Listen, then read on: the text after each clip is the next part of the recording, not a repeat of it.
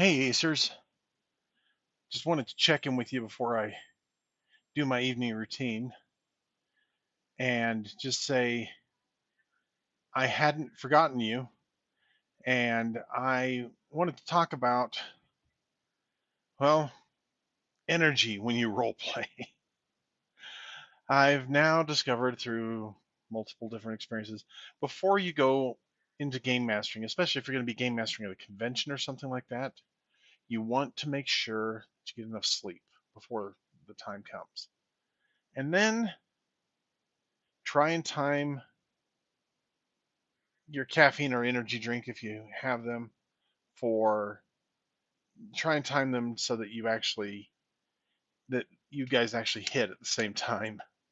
I failed to do that tonight, and I actually was so tired I just kind of nodded off a little bit. I was so sorry. Unfortunately, it was just my daughter and Owen tonight, so it was not too bad, but it was still, and it was fun. It was fun.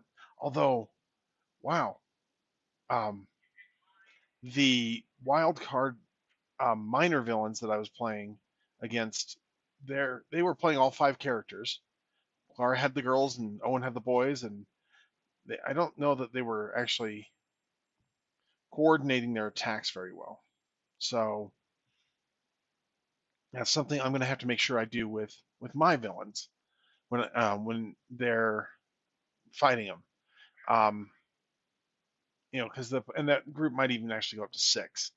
Um, but I gotta try and figure this out because the and one thing that I like is that this one played with conviction in an interesting way. I wasn't too familiar with conviction until it became a setting role here in Disaster at Grand Atomica, which is it's the story I'm running on Thursday. So I'm going to have to make sure I don't get bogged down in that first fight. That's going to be the first big thing is that there's there's a fight that's relatively early on in the story, and I don't want to waste so much time on that fight that we can't get to the big uber fight at the end. And it didn't help that the bad guys went three times in a row first round or first at the top of the round. They drew a king, and a jack or something like that. It was just or king, and a queen, and it was just a lot of there was a lot of just that was the way the luck went, and so I um, ran the first part of Disaster at Grand Atomica, and I don't know why I just was getting so tired. So I stood up, I was moving around. Sometimes if you're game mastering, and if your parents have already signed off on you taking caffeine, take the caffeine. It's worth maybe going to bed a little bit late to that night after you've while you're still on your high of having run a great game, so that you don't fall asleep on your players. So yeah, I've only done this like once before. I think that was at Halloween 2, the recent one. And if you're one of my players who played in one of those games, I'm still so sorry that I haven't gotten you the special bennies that I like to try and produce every year for that event.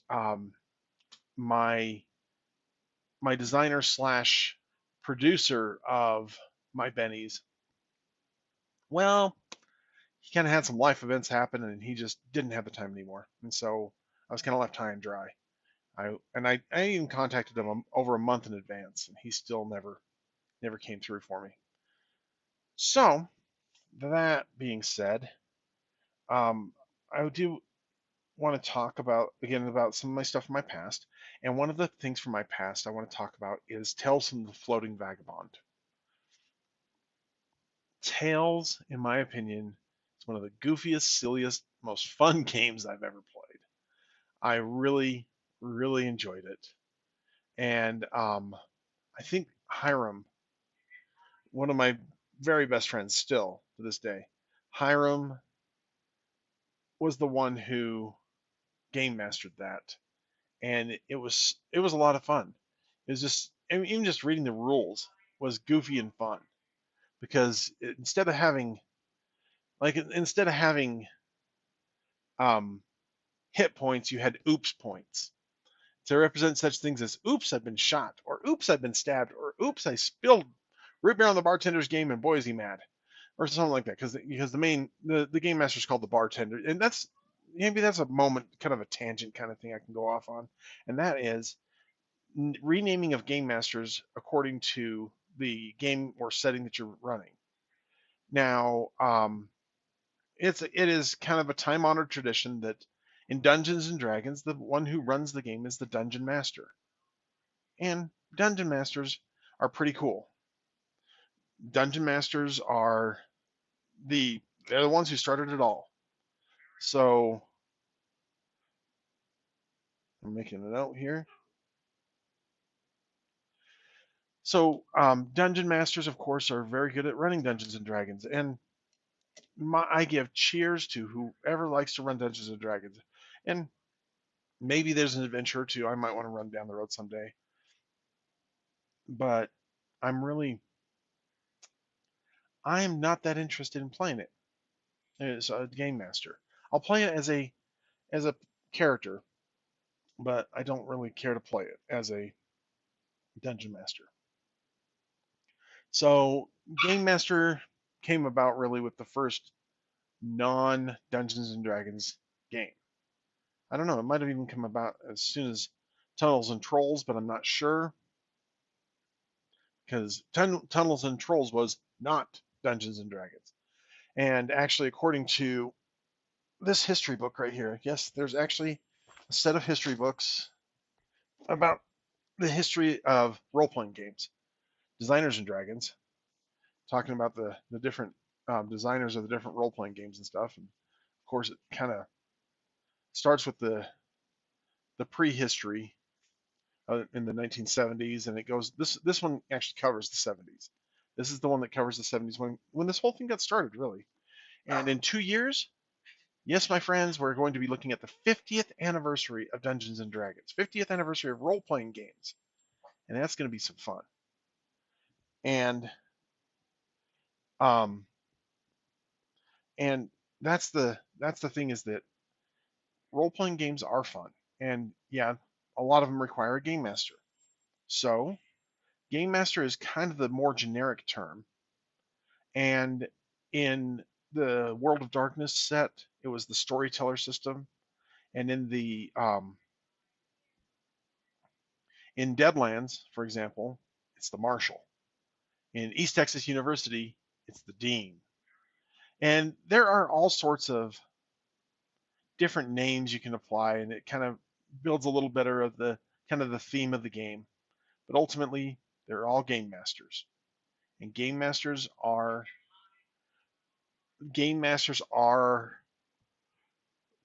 a key to getting that to work. So one of the things is that Savage Worlds, okay, let me just do this on D&D first. D&D gives all the instructions on what you need to play the game in the current player's handbook, the 5th edition player's handbook. And it's a good start to the whole thing. But of course, the Dungeon Master's Guide gives a few more tips and tricks specifically designed for the Dungeon Master. And it also includes things like um, it includes things like, well, if I can get my tongue to work, obviously I'm still tired. But Dungeon Master's Guide does include things like building campaigns and building cities and things like that. And it's got some good rules for that. Personally, I like the idea of not necessarily my building my campaign too big, but having, like I was saying yesterday. Oh, and actually, that will get me into what I promised to talk about yesterday today. So it will it it gives you a chance to respond to what the players do. You have a villain who in the background is you have a villain who in the background is um, running um, he's running his scheme, and and he doesn't even know and or care about the heroes until they've thwarted enough of his plans to be able to make it so he's now got to pay attention to them and stop them. So I'm going to actually pull up. I'm going to pull up the um, the YouTube series. Um, the is what if episode 1 was good? There's a series of 3 videos, and I'm going to just kind of talk you through them because, which means I can skip through them and stuff like that. You won't be able to necessarily hear them, and that's okay because what we're after is the beats of what he talks about. He asks, what if he was a story exec at Fox and George Lucas came in with episode 1 and he decided to go through it? And he wants to rework it with George Lucas bringing from what he presented. So he's he points out, and this is true. You want to have themes and parallels instead of making all the characters the same. So that's another good reason when you're a game master to cut out the Skywalkers. And um,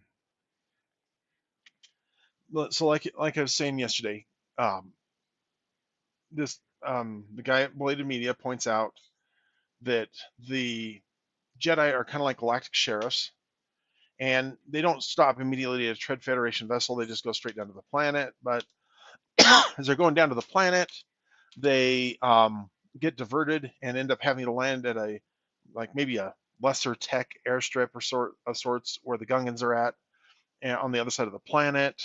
And this one comes up in episode 2, but he's right on this. Change change Naboo to Alderaan, so that we'll have a connection to it when, or if in your version of Star Wars, it gets blown up. Jar Jar. And we don't need Jar Jar because he's not important. And they find out from the Gungans that the Trade Federation, we can run with that, has been invading, and they've taken the Queen captive, and now that gives a parallel to rescuing Princess Leia. But that's again, the Skywalkers are gone, so.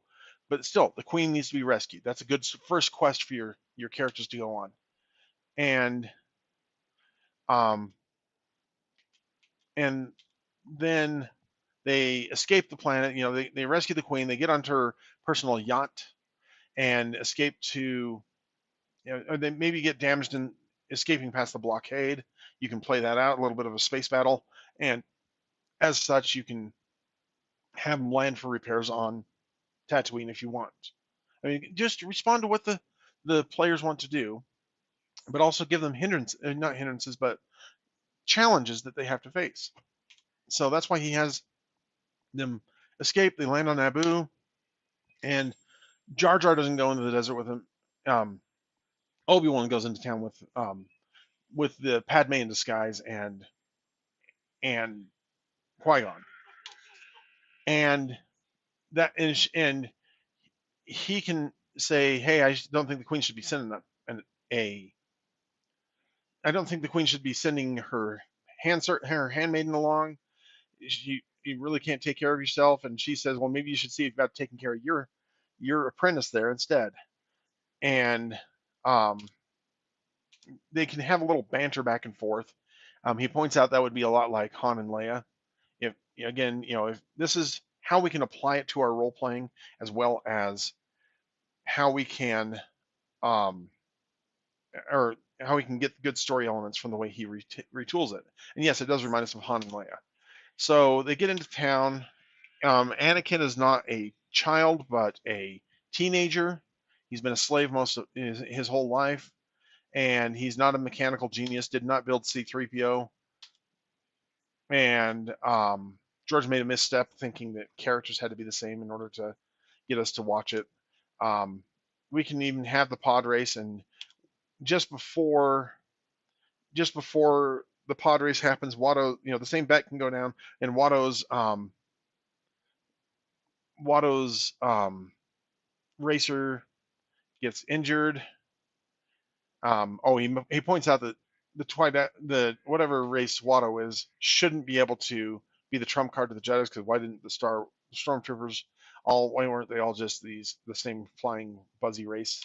But anyway, um, that's one of his side tangents. But anyway, um, when Qui-Gon meets Anakin, he says, "Whoa, the Force is really strong in this one," because midichlorians aren't a thing, and we all rejoiced at that one. Give Big Monty Python rejoice on that one.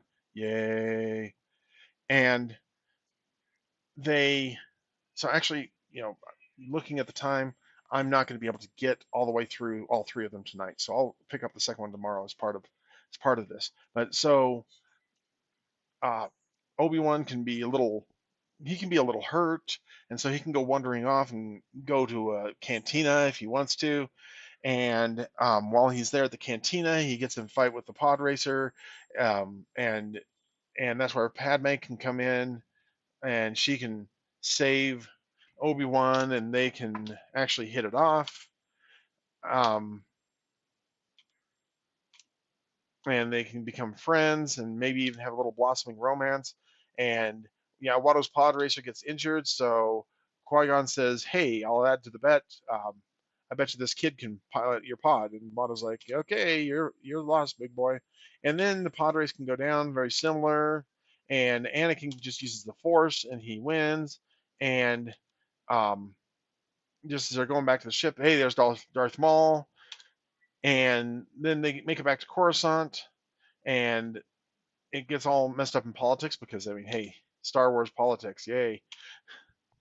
Meanwhile, over at the Jedi Temple, um, Qui Gon's introducing the teenage Anakin, and they're like, "No, he can't train because he's got fear and all that kind of stuff." And he's like, "Well, hey, or they're like, Anakin's too young, too old to do this," and he's like, "No, he'll learn real quick. I've already seen him do that because the Force is so strong in him." And it's him alone in the chambers. Meanwhile, Obi-Wan and Anakin are sitting outside, and Qui-Gon says, "Obi-Wan's about ready to be a Jedi himself, so let's let him go, and I can take on Anakin." And Master Yoda will not be there because he's out being amazing, and we see a great reveal of Yoda in Empire Strikes Back when he moves the X-wing out. So anyway, he's back there saying, "Got to do this," and while they're sitting outside, um, Obi Wan and Obi Wan and Anakin are approached by Chancellor Palpatine, or just the Palpatine who is the head of defense and the liaison between so he's head of Republic Defense, and he's the liaison between the Jedi and the Council because that gives him more strings to pull. And um, and he sent the Jedi to Alderaan in the first place because he kind of knew that Anakin would be there, or and he'll ask Obi-Wan, "Hey, where's Master Yoda? He's off." And Obi-Wan will say, "Oh, he's off doing amazing things because he's Yoda's amazing." And there's Anakin, and Anakin can be like, "Hi, how's it going?" And Palpatine will be getting a dark side feel from these two people sitting there, or a real strong force feel, and he'll begin a little bit of dark side tension from Obi-Wan because he's like, "You don't seem very happy there, Obi-Wan." And Obi-Wan's like, "Well, to tell you the truth, it looks like my master's gonna push me out of the nest a little early and start training this kid." And and Palpatine's like, "Ooh, careful with those dark feelings there. You know where hate and anger and fear can lead you to." And um so he okay, just a second here. Before you can realize what's going on, you can go back to the Gungans, and then Padme can reveal herself and say, "Hey, I'm Padme," and Jar Jar's still not important, so he's not there. And it's a lot like some of the other revelations that come out in shows. Um, the Gungans will say, "Go." Okay, this is something I fully agree with Belated Media on this one, and this is something that was endemic of the Star Wars franchise up to this point. In Star Wars, there is one final battle. It's a space battle. And in that space battle, they're going up against the Death Star. In Empire Strikes Back, there are two battles. There is the there's Luke fighting Vader, and the tracking down of Han and trying to get off the station. In Empire Strikes Back, in Return of the Jedi, there are three battles going on. There's the battle on Endor, Luke versus Vader, Part 2, and the Star Battle.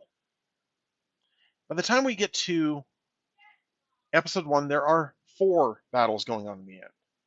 There's the space battle, there's the Gungan battle, there's the palace battle, and there's the Obi-Wan and Qui-Gon versus Darth Maul. So we can get rid of two of those battles, is what he points out here. We can get rid of the Gungan battle, and we can get rid of the space battle, because Anakin's not there. Anakin's back catching up on his training at the Jedi Academy. And meanwhile, you got all of them going in one group to the palace to start assaulting the palace, and it focuses the action. And this is a good hint for game masters. Focus the action in on one final battle. Don't have to have all these other battles going on. Get it to the final battle, and they're all going in after the Viceroy. And as they're going in after the Viceroy, um, that's when oh crap, Darth Maul, there he is. So the Jedi go off to fight with Darth Maul, and that leaves the Gungan human force to go fight the Viceroy, and we could even do kind of the light bridge thing, but not quite. Don't need to do that. And they're actually headed. Their fight actually leads them back towards um, the fight of the Jedi versus Darth Maul leads them back actually towards the chamber where the Viceroy is. And they're kind of on these converging paths now. And before he takes off to go fight with Darth Maul, Padme can say to Anakin, "Good luck, be safe, come back safe," and he can realize, "Oh, gee, she liked me. She really liked me," and um, nobody cared about the space battle. So they're facing off against droids and fighting their way into Viceroy, and she's like, "Viceroy, you're finished." She's got him. She's got the gun on him, and that's when Darth Maul and Obi-Wan come bursting into the room, and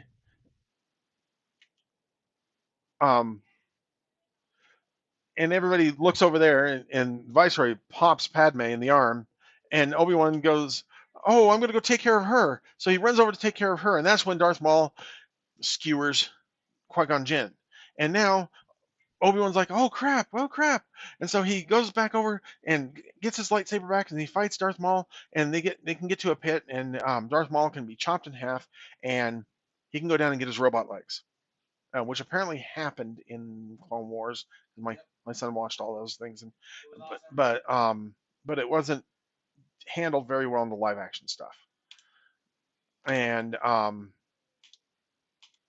then he's holding, and after he defeats Darth Maul, runs over to Qui-Gon and says, "Hey, Master, I'm sorry." And Qui-Gon says, "Yeah, sorry. Please just promise me you'll take care of Anakin."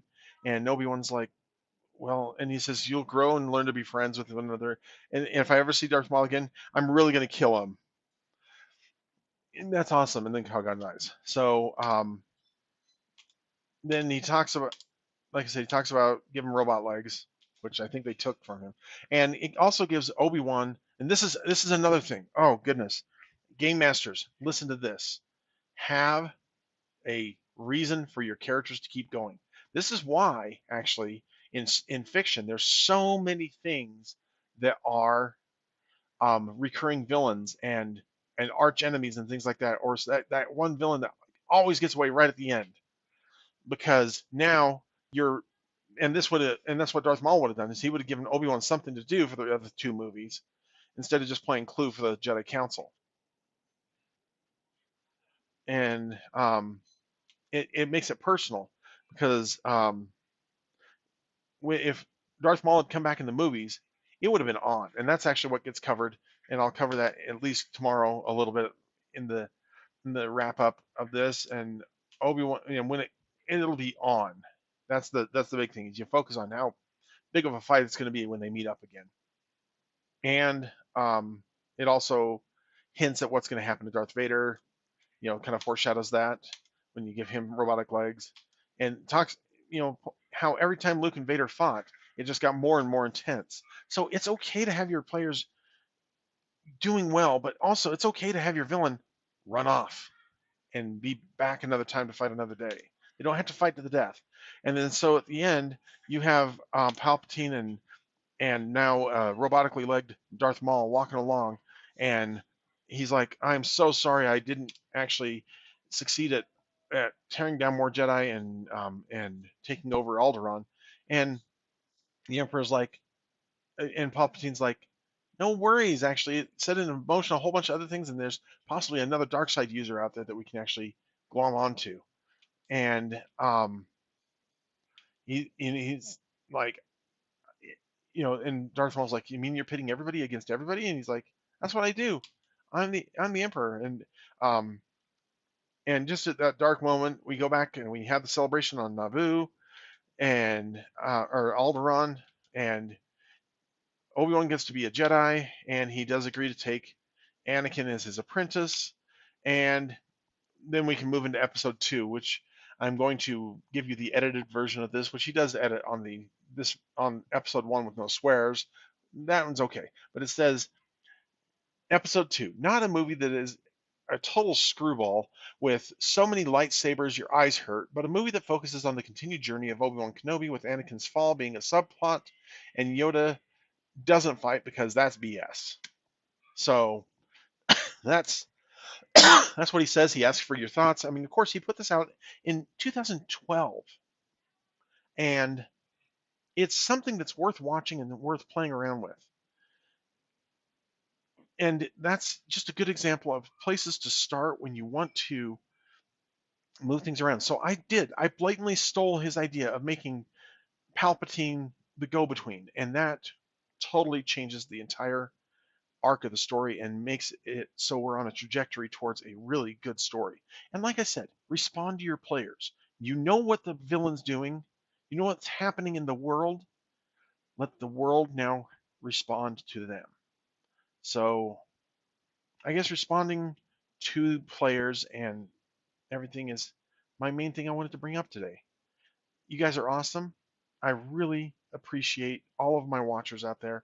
I appreciate everybody who's given me comments and feedback. And I just I love you all. You are all amazing. You're all amazing game masters, and you're just getting better. And just remember, we game for good.